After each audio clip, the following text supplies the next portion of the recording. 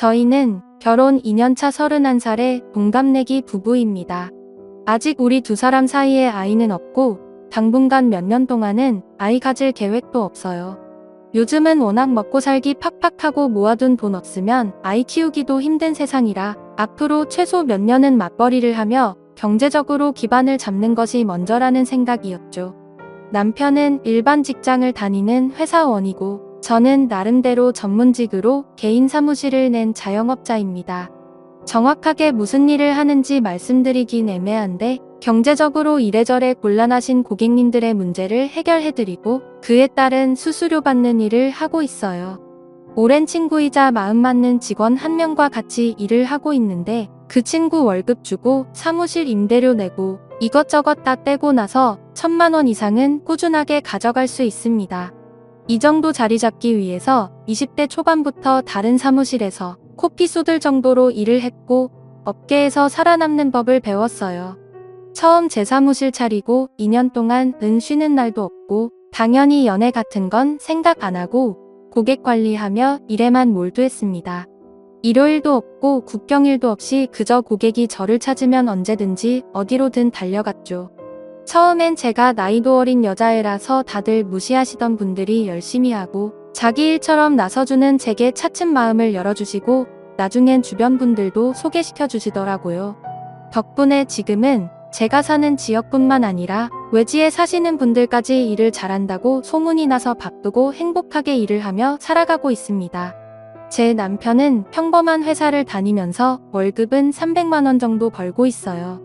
저는 사람을 만날 때 얼마 버는지가 그 사람을 평가하는 기준이 전혀 아니고 얼마나 나를 좋아해 주는지 그리고 평생 내 생각과 맞춰가며 살 수 있는 사람을 원했습니다. 그렇게 따져본 끝에 제 기준과 딱 맞는 사람이 이 사람이었고 원체 시간 낭비하는 것도 안 좋아해서 1년만 연애하고 바로 결혼했어요. 지금은 우리 부부 둘이서 한 달에 벌어들이는 수입이 제법 괜찮은 편이지만 결혼할 당시에는 아직 제 사업이 자리를 완전히 잡기 전 이고 버는 돈의 상당 부분을 재투자를 해야 하는 시기라서 실제로 가져갈 수 있는 돈은 남편 월급과 큰 차이 나진 않았어요. 500 정도 벌고 있을 때였는데 부부 합산소득으로 하면 적은 편은 아니지만 저나 남편이나 사회생활을 시작하고 돈을 벌어온 기간이 짧다 보니 재산이라고 할 만한 것이 없었습니다. 결혼할 때 대출받아서 20평 전세 아파트를 구했고 제가 자영업자의 입장이다 보니 미래는 항상 불안했지만 혼자보다는 둘이 함께 노력하면 더 나을 거라 생각했어요. 주변에서는 저한테 더 돈 잘 버는 남자나 비슷한 전문직에 능력 있는 남자를 소개시켜준다 하는 사람들도 있었는데 남자와 여자가 만나는 데 있어서 조건만 따져본다는 것이 조금 이상하다는 생각도 들고 그런 남자들을 만나보면 상대방도 저를 조건으로만 보더라고요. 결혼이라는 것이 한 사람과 남은 평생을 함께해야 하는 거고 아이를 낳게 되면 내 아이의 아빠가 되어줄 사람을 정하는 건데 직업 하나만 보고 남자를 만날 수는 없었습니다. 최대한 대화가 통하고 제가 생각하는 것과 비슷한 생각을 갖고 있는 남자를 만나야겠다는 제 나름대로의 조건을 갖고 지금의 남편을 만났어요. 하지만 이제 와서 생각해보면 제가 어린 나이에 뜬구름 잡는 생각을 하고 있었고 무엇보다 20대 내내 일만 하면서 남자 보는 눈도 전혀 없었습니다. 남편과 짧은 연애 끝에 시작한 결혼 생활이 아무 문제 없이 원만히 굴러가진 않았어요. 결혼 생활을 하게 되면서 점차 제 사업이 승승장구를 해나갈수록 남편은 물론이고 시댁마저 제게 이렇게나 많은 열등감을 갖고 뒤에서 칼을 갈고 있을 줄은 몰랐습니다. 남편이 결혼 전에 제 생각에 동의하고 제가 하는 말 다 맞다고 맞춰준 이유는 그저 돈 잘 버는 아내가 필요했을 뿐이었어요. 저는 결혼하고 지금까지 단 한 번도 남편의 능력이 부족하다고 생각해 본 적 없습니다. 그저 저는 자영업을 하고 있을 뿐이고 남편은 회사를 다니고 있을 뿐이지 각자 하는 일에서 노력하고 있다는 생각이었거든요. 돈 많이 번다고 남편에게나 시부모에게나 유세 떤 적도 없는데 그저 결혼하고 2년 동안 열심히 살다 보니 제가 싸가지 없는 며느리 남편을 무시하는 아내가 되어 있었습니다. 얼마 전에 저희 시어머니 생신이 있었어요. 일단 솔직히 말씀드리면 저는 생일이 왜 특별한 날인지 이해 못합니다. 제가 축하를 받기보다 힘들게 낳아준 엄마에게 고마워하는 날이 맞지 않나 생각하고 있고, 성인이 되고 제가 돈을 벌기 시작한 뒤로는 한 번도 제 생일 파티를 따로 한 적이 없습니다. 항상 생일이 되면 부모님 두 분에게 용돈 보내드리고 태어나게 해줘서 고맙다고 말씀드려왔어요. 남편과 연애할 때도 마찬가지였고, 제 생일이 되면 선물은 절대로 준비할 필요 없다고 이야기해왔고, 실제로 한 번도 받은 적 없습니다. 물론 이건 제 생각일 뿐이고, 남들은 생일에 대해서 저와는 다른 생각을 갖고 있겠죠. 다른 사람들이 생일 파티를 하고 온 가족을 다 불러서 선물을 받는 날이라는 것을 저도 모르지 않고 그렇게 지내는 것도 존중합니다. 하지만 제가 다른 사람들 생일 파티를 가서 쓸데없이 시간 보내면서 박수 쳐주고 케이크에 촛불 끄는 걸 보며 축하해야 하는 것만큼 바보 같은 시간이 없다고 생각해요. 작년 제 생일도 그렇고 올해도 너무나 바쁘게 보내고 있는 저는 시간이 돈인 사람이라 고객 한 사람이라도 더 만나고 상담을 해도 성공할까 말까 하는데 다른 사람 생일 파티에 갈 시간이 어디 있습니까? 그렇다고 어머님 생신을 그냥 넘어갈 수는 없어서 남편에게 용돈과 생일 축하드린다는 직접 쓴 카드와 꽃다발을 챙겨서 보내드렸어요. 제 나름대로 정성을 다했다고 생각하고 한번 시댁에 가면 왕복 4시간 이상 걸리는 거리인데 축하는 축하대로 해드리고 저도 시간을 아낄 수 있는 아주 좋은 방법이라고 생각했죠. 며느리로서 이만큼 하면 제 생각엔 도리를 다한 것 같은데 어머님은 그게 아니었나 봐요. 작년에 그렇게 했기 때문에 올해도 똑같이 해야겠다 생각하고 있었는데 어머님 생일 되기 2주 전에 갑자기 제게 직접 전화를 하셨어요. 이번 내 생일은 너네 집에서 하자. 나도 이참에 며느리가 해주는 생일상 한번 받아보려다. 막무가내로 우리 집에 오시겠다는 통보를 하고는 제 대답도 듣기 전에 전화를 끊어버리셨습니다. 저는 정말 이해를 할 수가 없었어요.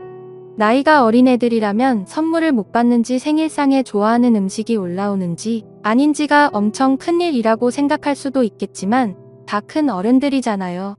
생일에 나이 1살 더 먹는 게 뭐가 그렇게 대단한 일이라고 다들 바쁘고 자기 할 일 있는 사람들 다 뭐 하다가 생일 파티를 해야 하는 건지 모르겠습니다. 아까도 이야기했지만 저는 예전부터 생일 파티 같은 건 전혀 하지 않았고 연애 시절에도 남편에게 한 번도 생일 선물 받아본 적 없어요. 저 몰래 미리 준비해와도 절대 받지 않고 필요 없으니 환불하라고 돌려보냈습니다.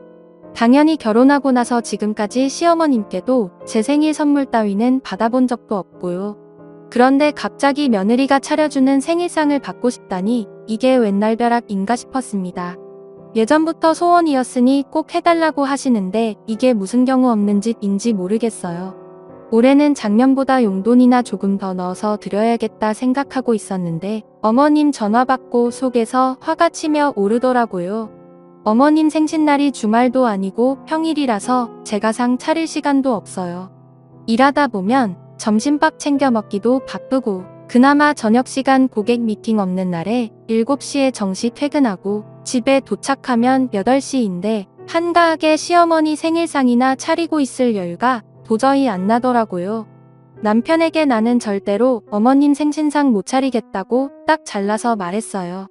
남편이 작년도 제가 용돈만 보내고 참석 안 하는 바람에 어머님이 많이 서운해 하셨는데 중간에서 자기 입장이 난처하니까 이번 한 번만 눈 딱 감고 해줄 수 없냐 하더라고요.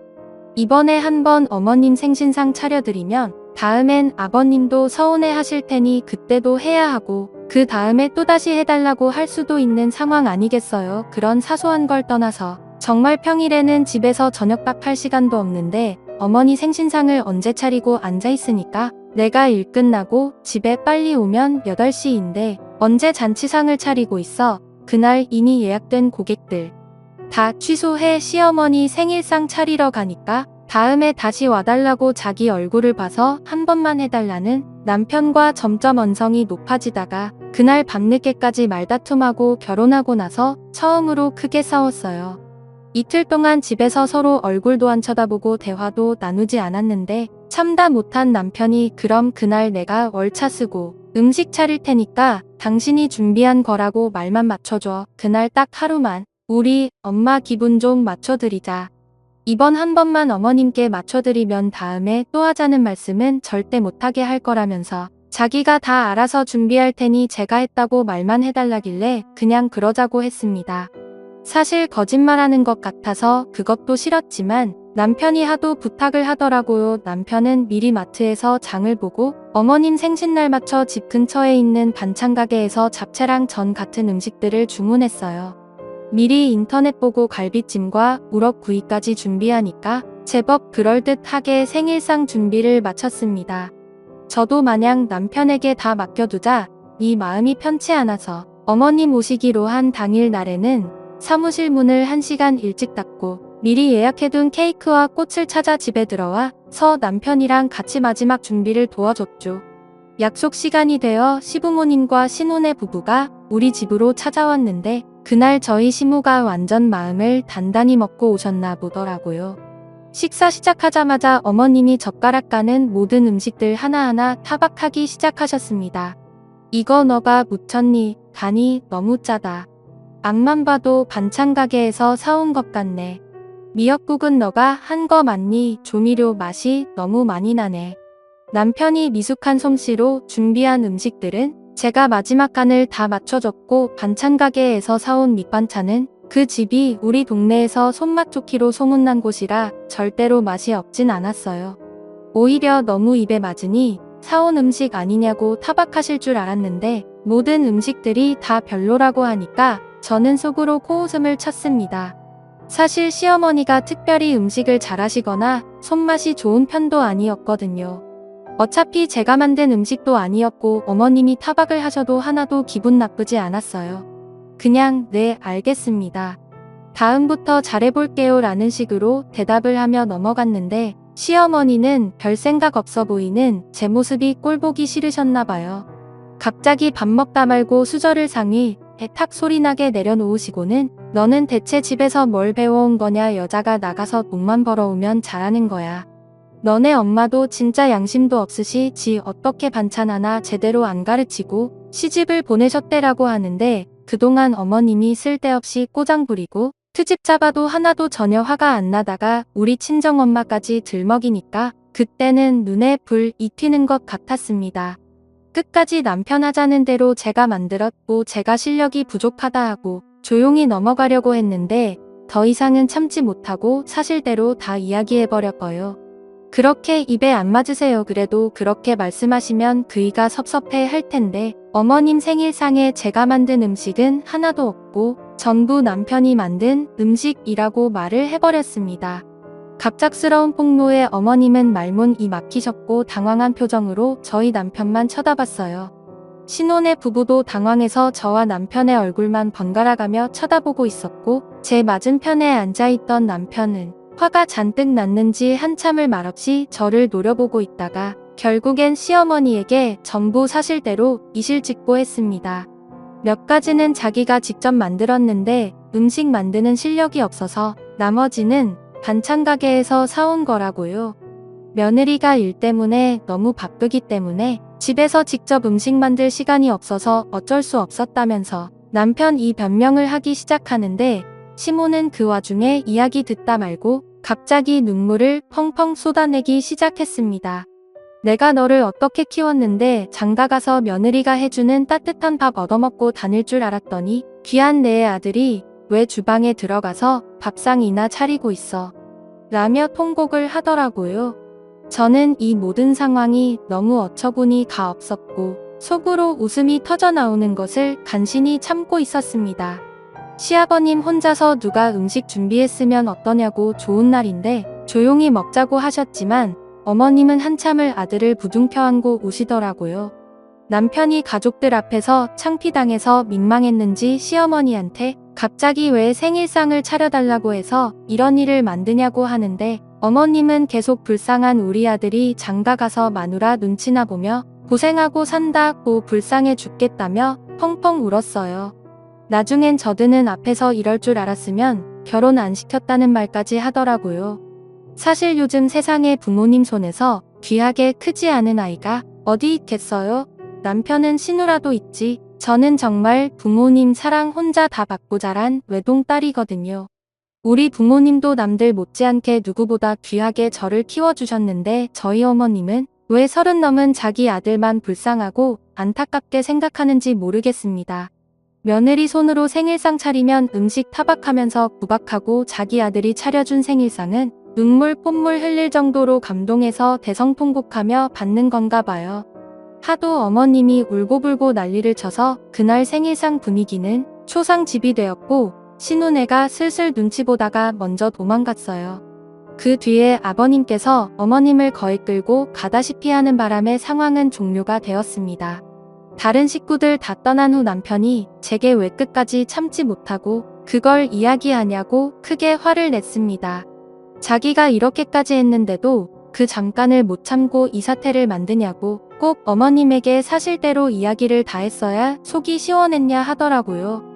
솔직히 상황이 이렇게까지 되어버려서 미안한 마음이 없진 않았지만 제가 기본적으로 시부모한 남편을 무시하는 마음이 깔려 있어서 그런 거라며 이제는 아주 제가 지긋지긋하답니다.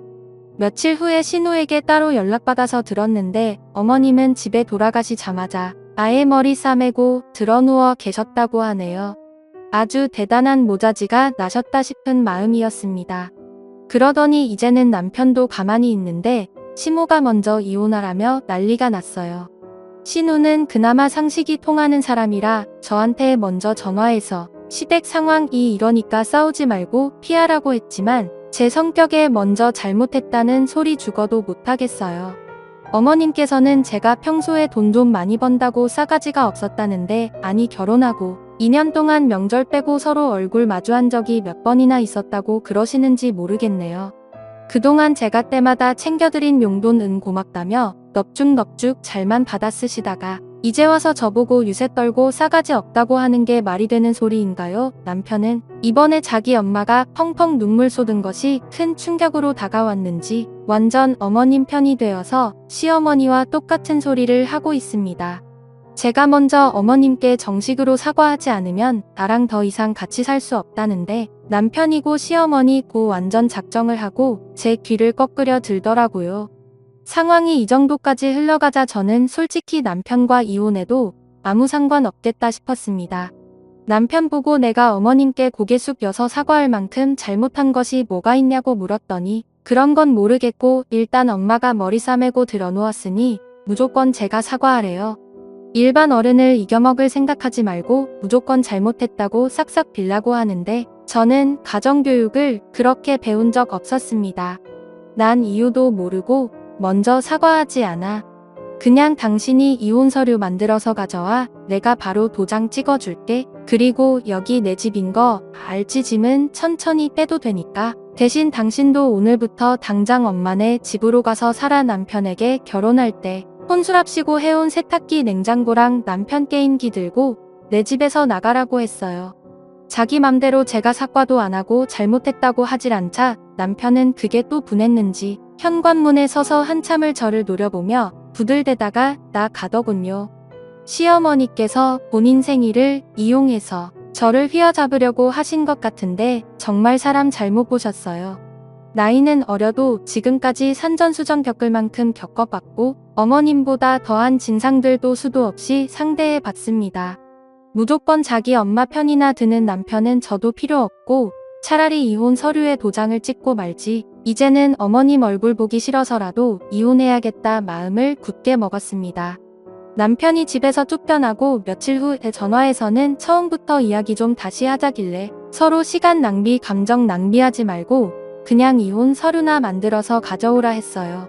저는 한번 결심하고 마음먹으면 누구처럼 조금 굽히고 들어온다고 해서 마음 바꾸지 않아요. 어차피 결혼하면서 남편이 별로 가져온 것도 없으니까 빨리 정리할 수 있었네요. 이혼 서류 가져오라고 아무리 이야기해도 딴청 부리고 못 들은 척 하길래 다음 날 제가 먼저 변호사 찾아가서 이혼 서류 만들어다 시댁으로 보내버렸습니다. 며칠 후에 그 서류를 받아본 어머니가 전화하셔서 너도 참 독하다. 나 뭐라고 이렇게 우리 집으로 보낸 거냐라고 물으시길래 아니요. 어머님 아들 보라고 보냈죠. 빨리 도장 찍어서 보내라고 하세요 하고 전화 끊어버렸습니다. 남편이나 시어머니나 상황을 이렇게 만들어 놓고 저와 이혼까지는 하고 싶지 않았는지 제가 사무실에서 일하고 있을 때 우리 집에 반찬 만들어서 가져다 놓고 갔길래 그날 저녁 퀵서비스 불러다가 바로 시댁으로 돌려보냈네요. 진짜 사람들이 어쩌면 이렇게 얄팍할 수가 있나 싶어요. 누구는 화내고 성질 부릴 줄 몰라서 지금까지 가만히 살고 있었나요? 저도 결혼한 뒤로 남편에게 서운한 거 많았고 어머님한테도 아쉬운 점 한두 가지가 아니었어요. 그래도 나름 예의 갖추고 해드릴 거 다 해드리며 살고 있었는데 진짜 사람이 만족하고 살 줄은 모르네요. 이제 조금만 더 돈 모으면 큰 아파트로 이사갈 수도 있고 우리 사이에 아이도 생각할 수 있었는데 쓸데없이 며느리 기죽이려고 하다가 아들 이혼까지 시키셨어요. 정말 대단한 아들 사랑인 것 같습니다. 오늘의 사연은 여기까지입니다. 감사합니다.